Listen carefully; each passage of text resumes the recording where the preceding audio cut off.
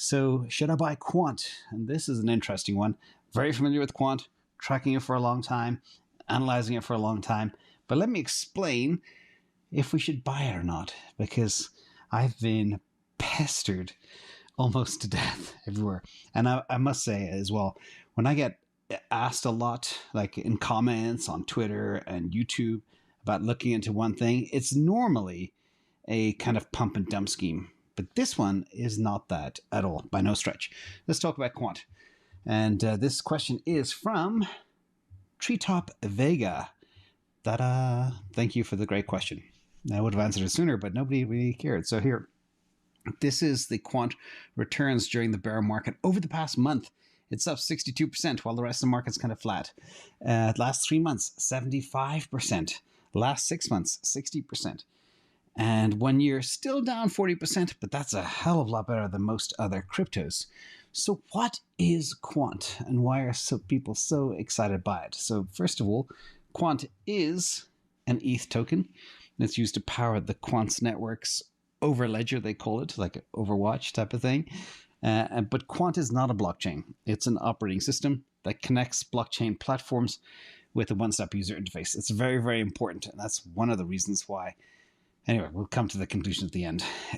But I do believe blockchain interoperability is essential, and Quant is targeting enterprise clients with the help of Oracle. That's Oracle Corporation, not Oracle like a chain link. Think enterprise software.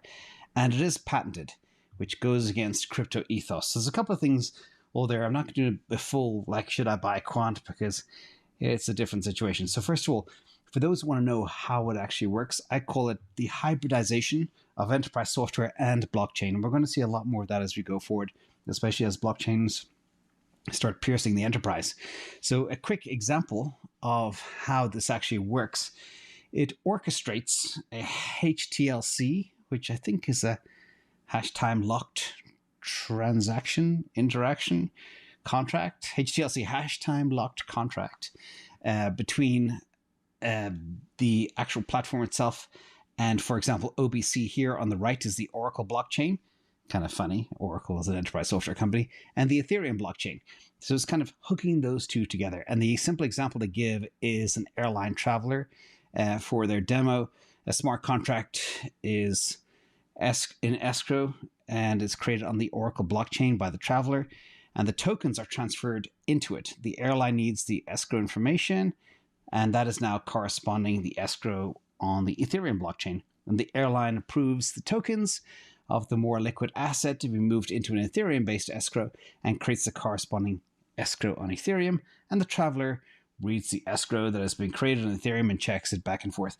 Basically, the airline reads the secret that has been released by the traveler and sends the secret to Oracle blockchain to claim the corresponding tokens in the airline account. Wouldn't be the example I would use, but that's what they use anyway. And you can see how it's hooking in traditional enterprise software with an Ethereum blockchain. And as we mentioned, of course, Quant is an ERC20 token, which means it can be downloaded to any wallet. But let's talk about what they also do. They isolate layers. And this is their view of kind of future-proofing the platform across the different layers. You got the application layer, you got the filtering and ordering layer, you got the messaging layer, you got the transaction layer, the protocol layer. All of those layers were incorporated in that recent example I just showed with airline bookings as we go forward, which could also work for hotel bookings. So let's talk about who Quant go after. And their target market is fintech solutions to help banks, asset managers, financial institutions, fintech developers, and tech-related companies selling this technology where they need to integrate with other blockchains. Now, I always said the crypto compendium score out of the top 300 cryptos, it's number 9 on our list. So it has an exceptional score of 8. You can see Bitcoin is 9.8, Ethereum is 9.4.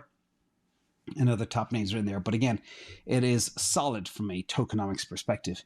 But that does not necessarily mean you have to buy. It's just one of the factors you look at. Now, the conclusion, and this, people always ask, why didn't you buy Quant? Or you missed Quant, I do not invest in Quant because technically it's not a blockchain. And as you can see here, my only focus, and again, just to zoom out for a second, when you are an investor, you have to have absolute focus and do a ton of homework. I can't analyze 19,000, 20,000 cryptos where 98% of them are garbage, but I will look at the ones that fit into my playbook, and I'll identify the winner in that section. So here, my focus in crypto is only Bitcoin and pure play layer ones, maybe Matic as a layer 2. That's it. That's as far as I go. And Quant is an enterprise software solution. They take fees for enterprise software licenses in Quant, which can be transferred from dollars straight to Quant immediately. And the demand for the solution seems to be going up because the demand for Quant is going up. And they were embedded with top enterprise software companies, which are beyond heavily centralized. Oracle, Amazon Web Services from Amazon. And it's also built using elements of Google technology as well. So that is me and Quant. I'm not saying it's not going to go to the moon.